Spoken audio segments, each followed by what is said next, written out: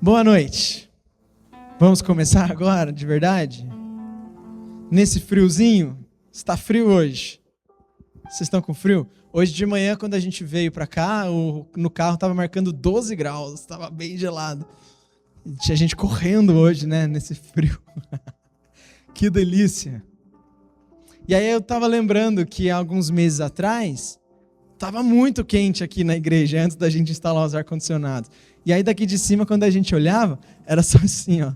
Todo mundo, daí o pessoal trazia papel, mas era para se abanar, né? Ficava todo mundo se abanando, estava muito quente. E agora está frio. E sabe, cada ano que vai passando, nós temos novas impressões. E aí é curioso que, assim, todo verão, todo calor, a gente fala, meu Deus, nunca foi tão calor. E aí no frio a gente fala, meu Deus, nunca foi tão frio. As nossas impressões a respeito das coisas vão sempre mudando. E aí, como o pastor Camilo falou, né, essa semana agora o pastor Caleb Verney vai completar 80 anos. Uau! 1946. Um dia desses. Ajudou Noé, né, a separar os animais. Imagina como que era o mundo naquela época, 1946. E aí, antes de ontem, eu estava conversando com ele sobre isso. Sobre como era naquela época.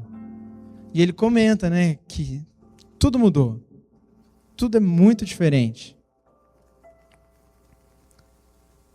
E é verdade, né? À medida que o tempo passa, as coisas vão mudando. As pessoas vão mudando. Nós mudamos. Às vezes para melhor, às vezes para pior. Mas é verdade. Mas existe uma coisa que nunca muda. Você sabe o que é? Jesus. Jesus nunca muda. Olha o que diz Hebreus 13, 8.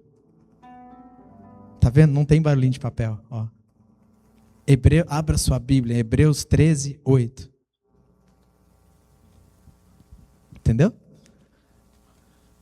Jesus Cristo. Ah lá, agora estão fazendo um barulhão assim para mostrar que tem. Jesus Cristo é o mesmo ontem, hoje e para sempre. Jesus Cristo é o mesmo hoje, ontem e para sempre. O amor dele, o plano do Pai, nunca mudou. E talvez aqui nessa noite tenha alguém aqui que esteja desanimado, talvez sem esperanças, talvez vivendo no automático. Então nessa noite eu queria te ajudar. Queria te ajudar a se lembrar de coisas que possa te trazer esperança. Abre, por favor, Lamentações 3, 21. Lamentações 3, 21.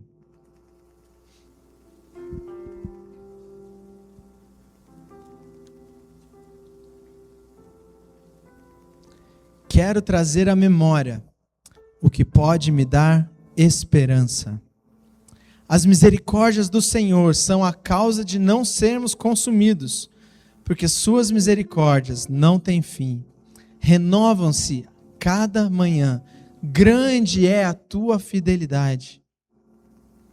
A minha porção é o Senhor, diz a minha alma. Portanto, esperarei nele. O Senhor é bom para os que esperam nele, para aqueles que o buscam. Uau! Vamos trazer à memória. Primeira coisa que Jeremias fala: as misericórdias do Senhor não têm fim. Andou vacilando, caindo, reclamando? Volta! As misericórdias do Senhor não têm fim. Dá tempo.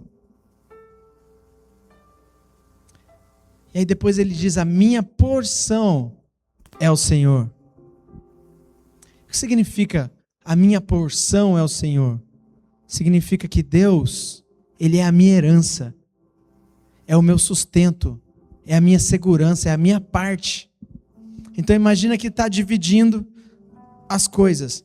Essa terra vai para você, esse presente vai para você, e para você vai Deus. Uau! A minha porção é o Senhor. E o que mais que ele diz? O Senhor é bom para os que esperam nele. O Senhor é bom. Precisamos nos lembrar disso. Essas coisas nos dão esperança, nos dão ânimo. E aí, por falar em não sermos mais domingueiros, ontem a gente teve um primeiro workshop de estudo bíblico. Sensacional. No próximo, se inscreva. Vão ser vários. Se inscrevam. E aí a gente aprende que uma coisa importante quando a gente está estudando a Bíblia é a gente entender o contexto em que aquele texto foi escrito. E sabe, esse texto que a gente acabou de ler, Jeremias quem escreveu, foi em um cenário catastrófico. Foi na queda de Jerusalém, quando a cidade foi destruída e tomada pelos babilônicos. Então qual que foi o contexto? Alguns anos antes, Nabucodonosor invadiu, levou cativos. Daniel foi um desses que foi levado como cativo. Sadraque, Mesaque, Abednego. Passaram-se alguns anos, novamente houve um ataque, novas pessoas foram levadas. E aí uma terceira invasão. Jerusalém é cercada, há fome, sofrimento, o templo é destruído, os muros são derrubados. E aí nessa hora, Jeremias declara: quero trazer à memória aquilo que me dá esperança. As misericórdias do Senhor são a causa de não sermos consumidos. No meio daquele caos, ele fala: minha porção é o Senhor. Sabe, destruiu tudo, beleza, a minha porção é o Senhor. E o Senhor é bom para aqueles que esperam nele. Uau! Será que hoje tem alguém que talvez se encontre dessa forma, que parece que nada está dando certo, parece que seus planos estão dando errado, parece que a gente tenta, mas não vai, não flui? Se lembra disso. Jesus Cristo, Ele é o mesmo ontem, hoje e para sempre. Hebreus 13, 8. Jesus Cristo é o mesmo ontem, hoje e para sempre. E o que ele diz em João 10, 10? João 10, 10. O ladrão vem somente para roubar, matar e destruir. Eu, Jesus, vim para que tenham vida e a tenham em abundância. Vida em abundância. O que é viver em abundância? Esse copo, ele não está em abundância ainda. Cabe mais. Em abundância, ele transborda. Preenche totalmente, completamente, e transborda e abençoa outros. Então é isso que Jesus tem para nós, uma vida em abundância. Para que nós sejamos completamente satisfeitos. E para que nós possamos ainda derramar sobre outros, de forma que nem vai fazer falta para nós, porque nós temos em abundância. Amém?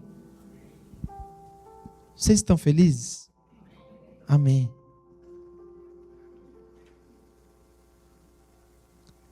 Jesus não muda. E aí eu quero passear com vocês na Bíblia, lembrando de algumas passagens onde Deus fez uma promessa e depois nós vamos ver elas se concretizando, para que a gente possa trazer essas coisas à memória, para que essas coisas nos deem esperança. Então Gênesis 12, 2. Gênesis está facinho de achar. Gênesis 12:2 é uma promessa de Deus para Abraão. Farei de você uma grande nação, eu o abençoarei e engrandecerei o seu nome, seja uma bênção. E aí, Êxodo 1:7. Muita coisa aconteceu. E aí, Êxodo 1:7. Mas os filhos de Israel foram fecundos, aumentaram muito, se multiplicaram e se tornaram extremamente fortes, de maneira que a terra se encheu deles. Está aí, está paga. Promessa cumprida. Farei de você uma grande nação. Eles se multiplicaram, se tornaram extremamente fortes, de maneira que a terra se encheu deles. Deus prometeu, Deus vai cumprir. Gênesis 17:19 tem mais uma promessa para Abraão, que ele teria um filho com Sara. Deus lhe respondeu: na verdade, Sara, sua mulher, lhe dará um filho, e você o chamará de Isaque. Estabelecerei com ele a minha aliança, aliança perpétua para a sua descendência. E aí o que acontece em Gênesis 21, verso 1. Gênesis 21, verso 1. O Senhor visitou Sara como tinha dito e cumpriu o que lhe havia prometido. Sara ficou grávida e deu à luz a um filho a Abraão na sua velhice, no tempo determinado do que Deus lhe havia falado. No tempo determinado. A promessa de Deus vai se cumprir, mas é no tempo determinado. Amém? Jacó aprontou e teve que vazar, fugir da sua terra. E aí ele estava dormindo e teve um sonho. Gênesis 28:15. Olha o que Deus fala para ele. Gênesis 28:15. Eis que estou com você e o guardarei por onde você for. Farei com que você volte para essa terra, que ele estava fugindo. Porque não o abandonarei até que eu cumpra aquilo que lhe prometi. E aí um montão de coisa aconteceu, vários anos se passaram, e Gênesis 33:18. Deus cumpre a sua promessa de que ele voltaria para a terra dele. Voltando de Padã Arã, Jacó chegou são e salvo à cidade de Siquém, que está na terra de Canaã, e armou sua tenda junto à cidade. Está aí. Deus promete e Deus cumpre. Precisamos trazer à memória aquilo que nos dá esperança. Se nós estamos desanimados, se nós estamos cansados, desmotivados, traga à memória. Se Deus promete, Ele vai cumprir. Gênesis 15:13. Olha o que Deus falou para Abraão.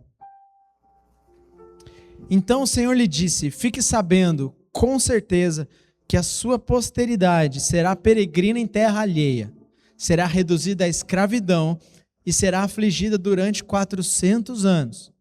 Mas eu castigarei a nação que os escravizar. Depois, eles sairão com muitas riquezas. E vocês conhecem a história. O povo vira escravo no Egito. 400 anos depois, com Moisés, isso começa a se cumprir. Mas eu castigarei a nação que os escravizar. Lembram das pragas? E aí olha esse detalhe, Êxodo 12:35. Os filhos de Israel fizeram conforme a palavra de Moisés e pediram aos egípcios objetos de prata, objetos de ouro e roupas. E o Senhor fez com que o seu povo encontrasse favor da parte dos egípcios, de maneira que estes lhes davam o que pediam e despojaram os egípcios. Ou seja, fizeram a limpa nas coisas dos egípcios. Raparam tudo. Deus falou: eu castigarei a nação que os escravizar, e depois eles sairão com muitas riquezas. E até esse detalhe foi cumprido. Despojaram os egípcios. Deus, ele é detalhista. Deus, ele é muito detalhista. Nada passa batido. E aí, à medida que nós vamos estudando a Bíblia, e aí a gente vai tendo mais habilidades no estudo, porque nós fizemos o workshop, nós vamos vendo essas riquezas de detalhes. O carinho, o cuidado de Deus. E aí essas coisas vão nos trazendo esperança, vão nos trazendo alegria. E aí eu tenho uma dica, um conselho, que é muito simples. Se você está mal, desanimado, chateado, avalie, faça uma autocrítica, olhe para você e veja o quanto você tem se dedicado à palavra de Deus e o quanto você tem se dedicado às notícias, aos desastres, à Globo, CNN, UOL, filmes, séries. Do que será que nós temos enchido nosso coração? Só de porcaria, só de desastre, só de catástrofe, só de problemas. Até alienígena está aparecendo agora.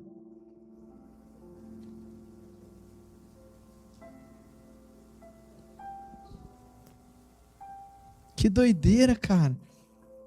Ou será que nós estamos, sabe, nos alimentando disso? E aí a nossa mente está dia e noite pensando na palavra de Deus. Eu não sei falar nenhuma palavra em chinês. Por quê? Porque eu não consumo nada a respeito disso. Faz sentido? Então eu sei aquilo que eu consumo. Sabe, a matemática é simples. Consome porcaria, a nossa mente só vai ter porcaria. Consome coisas boas, a nossa mente terá coisas boas.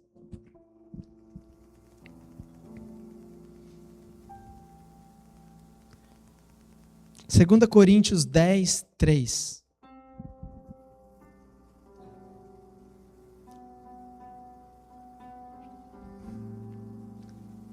Gente, eu falo assim mais baixo, mais quieto, mas eu estou muito feliz, viu? Eu estou muito animado. Eu queria saber fazer igual, falei de manhã, eu queria saber fazer igual o pastor Davi, que ele chora, ele canta e ele grita, tudo ao mesmo tempo. Pastor Samuel, né? Pastor Peterson, uau! Eu não, eu vou mais assim, calmo, tranquilo. Mas eu estou aqui transbordando de alegria, tá bom? Eu espero que vocês também estejam felizes. Porque isso tem que nos dar esperança, isso tem que nos deixar alegres. Sou fleumático, cara. 2 Coríntios 10, 3. E aí o pastor Davi, quando ele pregou uma vez, ele falou, eu queria falar igual o Mateus, calminho, mas eu não consigo. E aí começa a chorar e cantar. Eu falei, tá bom.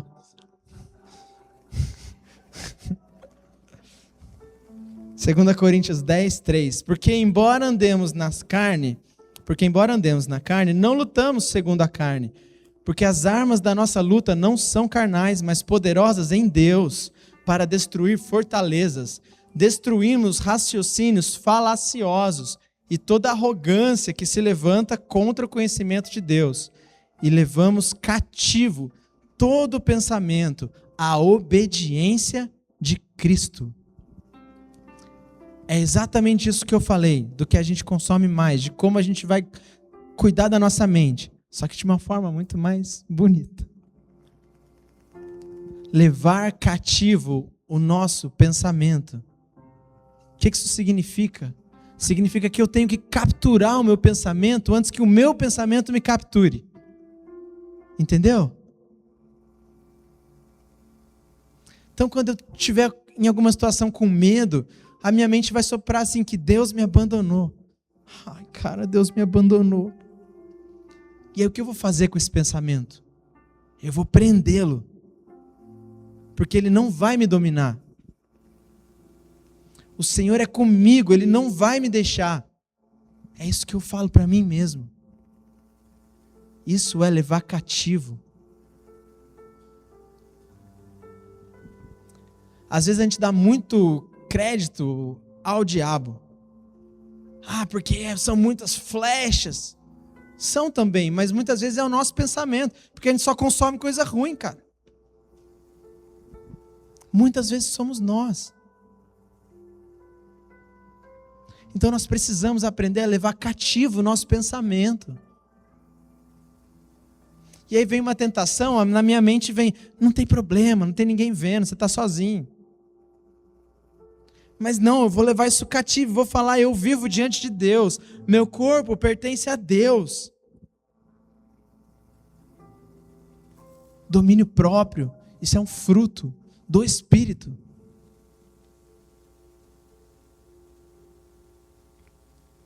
Sabe, pode ser que você pense, eu não presto, não tem jeito para mim, já tentei tantas vezes, deixa quieto, melhor ser domingueiro mesmo, eu venho e pronto, sento, assisto ao culto e depois vou embora. Foi de propósito.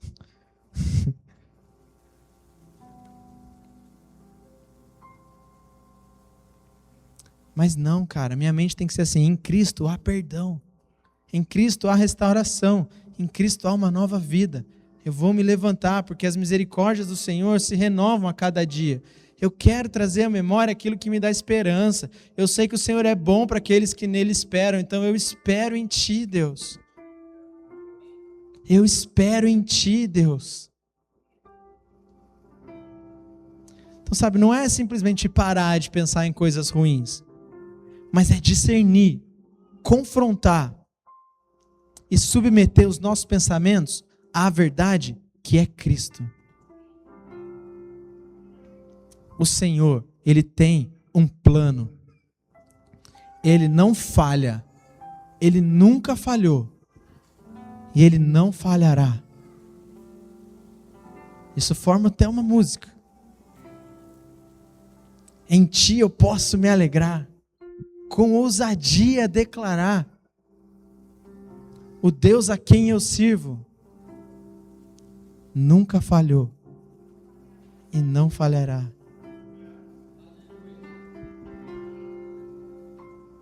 Como é bom poder pertencer a um Deus de amor. Como é bom poder confiar em sua fidelidade. Eu descanso em Ti, eu espero em Ti, eu Te adoro, Deus de amor.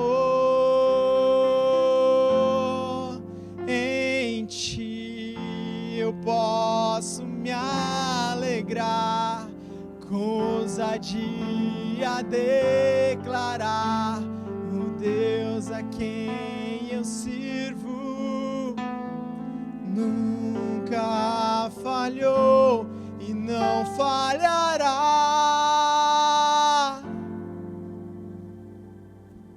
Não falhará. Como é bom, como é bom.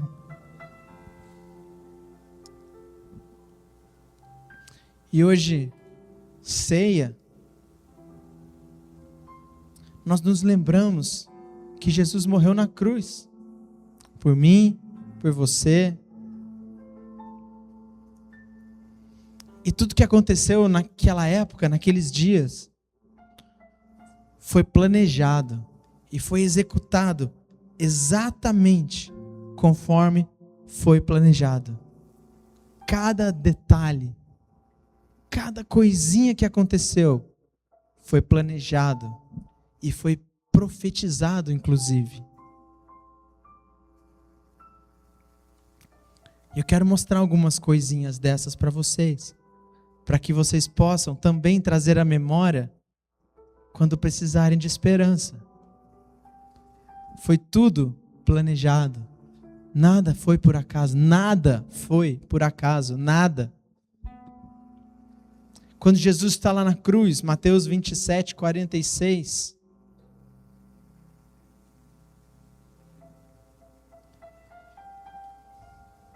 Por volta das 3 horas da tarde, Jesus clamou em alta voz, dizendo: Eli, Eli, lema sabachthani. Isso quer dizer: Deus meu, por que me desamparaste? E aí, se a gente está simplesmente lendo a Bíblia, sem prestar muita atenção, ou sem tentar buscar mais profundamente o que aquilo significa, parece só que a gente está vendo ali Jesus reclamando e sofrendo com dor e beleza, mais um versículo.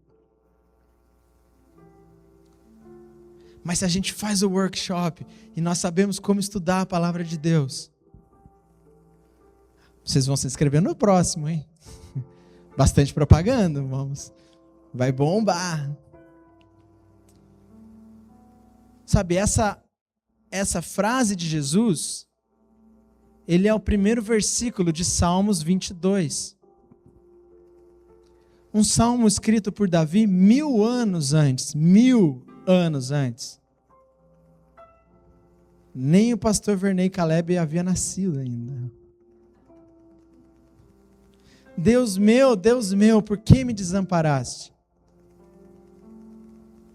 Nesse momento é como se Jesus ele estivesse dizendo ali, lembrem-se desse salmo, ele acaba de ser cumprido.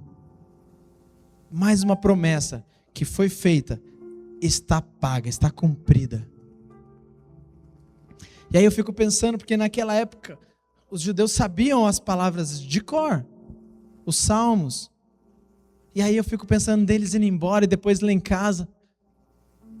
E aí, nossa! E eles começaram a lembrar dos salmos. E aí cada versículo. Uau! Porque cada uma daquelas coisas escritas em Salmo 22 se cumpriu. E eu tenho um desafio para você. Leia na sua casa Salmo 22, mas leia de forma que você queira estudar Salmos 22 e procure o que cada um desses versículos aponta para Jesus. Faz isso na sua casa. Por exemplo, o verso 2, ele é como se quando no momento de Jesus no Getsêmani, falando: se possível, Deus, afasta de mim esse cálice. O verso 4 e 5 fala sobre Jesus nos libertando. O 6, daqui a pouco eu falo sobre ele. Abre no verso 7, Salmos 22, 7. Todos os que me veem zombam de mim, fazem caretas e balançam. Isso foi escrito 1000 anos antes. Todos os que me veem zombam de mim, fazem caretas e balançam a cabeça, dizendo: confiou no Senhor? Ele que o livre, salve-o, pois nele tem prazer. E aí olha o que diz Mateus 27, 39.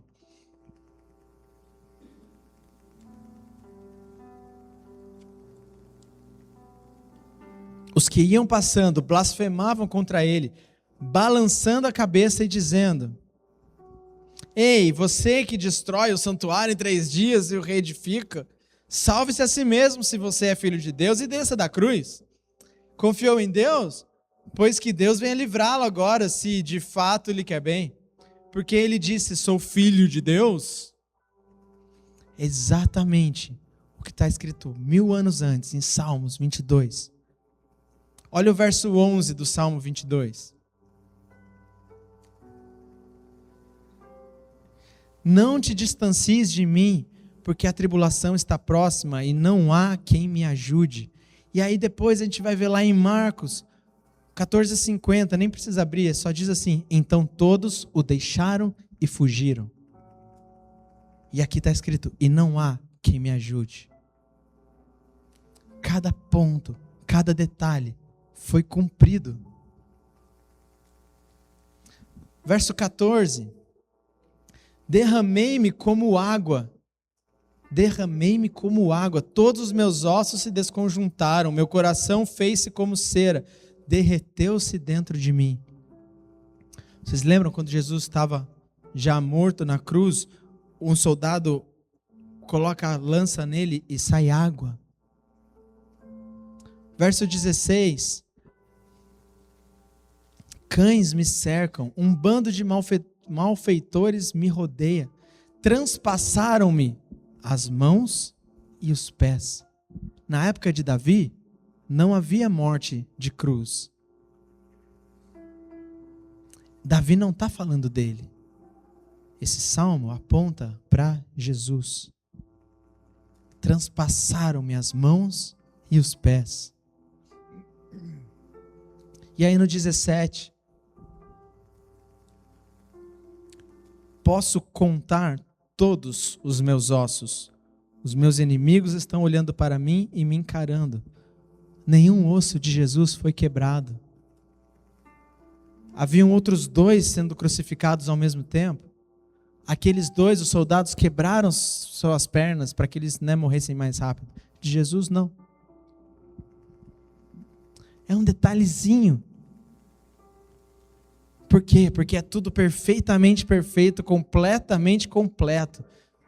Não fica nada para trás. Nada para trás. Se Jesus disse, vai se cumprir. Uau! Isso tem que dar muita alegria para a gente, muita alegria. Essa era a hora de estar pulando.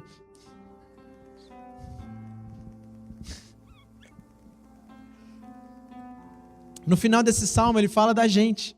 Olha só, 22, 30. A posteridade, nós, o servirá. Uau! E se falará do Senhor a geração vindoura. Olha as tias nas salinhas. Uau! Virão e anunciarão a justiça dele. Ao povo que há de nascer contarão. Foi ele quem o fez. Foi Jesus, cara. Ele cumpriu tudo. Tudo. Tudo. Glória a Deus por isso. Isso foi profetizado 1000 anos antes. Mas Jesus Cristo é o mesmo ontem, hoje e para sempre. Decorem esse verso, Hebreus 13, 8. Jesus Cristo é o mesmo ontem, hoje e para sempre. E aí o pessoal do louvor, se quiser, pode subir, a gente vai falar do verso 6 que a gente pulou. Porque ele tem um detalhe muito legal, muito rico. E eu queria que você prestasse atenção nisso. Isso foi algo que eu descobri essa semana. Olha só o que diz no verso 6. Mas eu sou verme e não um ser humano, afrontado pelos homens e desprezado pelo povo. Afrontado pelos homens e desprezado pelo povo? Tá fácil de entender. Agora, essa primeira parte, sou verme e não um ser humano.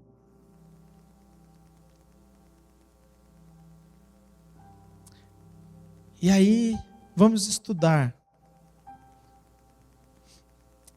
A palavra hebraica normalmente usada para verme é rima. R-I-M-M-A-H. Rima. Por exemplo, não precisa abrir, mas lá em Êxodo, quando Moisés está instruindo o povo a respeito do maná, que eles não poderiam deixar o maná de um dia para o outro, mas que no sábado eles poderiam, na sexta, eles poderiam guardar para o sábado. Lá diz assim, e guardaram o maná até a manhã seguinte, como Moisés havia ordenado, e não cheirou mal e nem deu bichos, vermes. Então esse é o rimá. Esses vermes que a gente conhece também. Lá em Isaías também fala sobre isso em um verso. Só que a palavra que Deus escolheu aqui para falar de Jesus não é essa, é uma outra. Tolaat. Tolaat. E uau, presta atenção.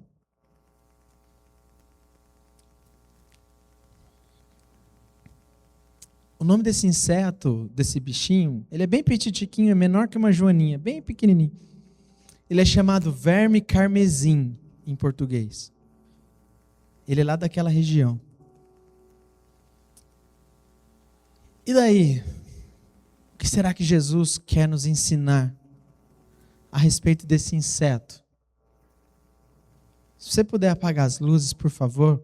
Eu vou ler com vocês um texto que uma pastora neozelandesa, a Brooke Fraser, hoje é Brooke Lighterwood, da Hillsong, acho que talvez vocês conheçam ela. Ela escreve um texto a respeito desse verme carmesim, para a gente não ficar tão técnico e biólogo. Presta atenção no que eu vou ler. Eu vou ler o que foi dito por ela. O verme carmesim põe ovos apenas uma vez em toda a sua vida. Quando chega o seu tempo, ele sobe lentamente por uma árvore e se prende à madeira. Ao tomar sua posição e pressionar seu corpo contra a madeira, forma ao redor de si uma dura carapaça de cor vermelha que se une à superfície de madeira. E sua escolha está feita e é permanente. É nessa posição que ele passa o restante da sua vida natural. E é ali, debaixo do seu corpo, sobre aquela distinta e protetora concha carmesim, que os seus filhos nascem. Então, algo muito peculiar acontece. Os filhos da Tolaat começam a se alimentar do corpo vivo da mãe durante os 3 dias seguintes. Eu sou um Tolaat, um verme carmesim, e não um homem. E depois de 3 dias, o verme entrega sua vida. Ao fazê-lo, um dos acontecimentos mais profundos de toda a natureza toma lugar. Do corpo da mãe começa a fluir uma substância vermelho sangue que mancha a madeira a qual ela esteve presa. O verme carmesim tem um único propósito ao subir naquela árvore: sacrifício. A única maneira de seus filhos viverem é que ela morra. Ela sobe voluntariamente à árvore, sabendo que não descerá viva. Jesus Cristo teve um único propósito ao vir a este mundo: sacrifício. A única maneira de nós vivermos era que Ele morresse. Uau! Nisto conhecemos o amor, 1 João 3,16. Que Cristo deu sua vida por nós. Nisto conhecemos o amor. Cristo deu sua vida por nós. Portanto, também nós devemos dar a vida pelos nossos irmãos. Então, meu querido, como eu disse no começo e no meio, Jesus Cristo é o mesmo ontem, hoje e para sempre. O amor dele, o plano dele, nunca mudou. Então, sabe, talvez aqui tenha alguém que está desanimado, talvez sem esperanças ou vivendo no automático. Confesso que eu estava assim um tempo atrás. E eu conversava com a Bia, porque nesse ano o Danielzinho também entrou na escola e os dois estudam lá em Tremembé. E é caro, é longe. E aí eu falava assim para ela, falei várias vezes isso para ela. Esse ano a gente precisa só sobreviver. Ano que vem vai ter o Colégio de Cultura do Reino, aí vai ser mais fácil. Então esse ano a gente só precisa sobreviver, vamos só passar por ele. Está errado. É vida em abundância. Em abundância.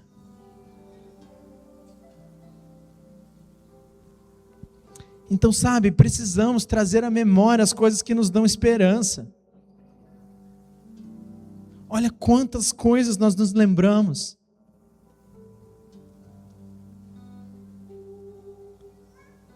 Tem um último verso que eu quero ler com você. Para que talvez você seja uma pessoa que está pensando que Deus não ouve a sua oração. Daniel, em certo momento ele precisava de uma resposta. E ele começou um propósito de jejum e oração. E por 3 semanas ele jejuou e orou. E depois o Senhor enviou um anjo até ele, trazendo a resposta daquela causa dele. E é muito curioso porque diz assim em Daniel 10, verso 12.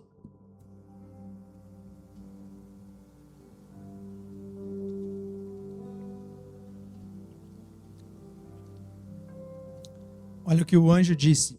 Então ele me disse: não tenha medo, Daniel, porque suas palavras foram ouvidas desde o primeiro dia que você dispôs o coração a compreender e se humilhar na presença de Deus. Foi por causa dessas suas palavras que eu vim.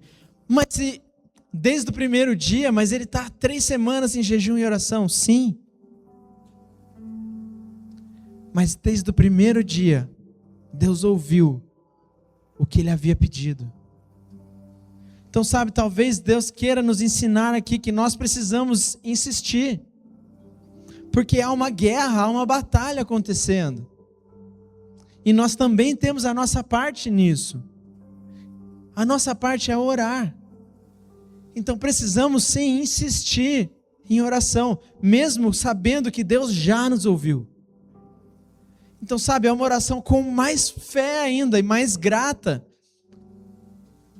com a certeza de que Deus já nos ouviu, mas que nós devemos continuar fazendo a nossa parte. Isso também é uma coisa que eu tenho aprendido, que eu também fazia errado.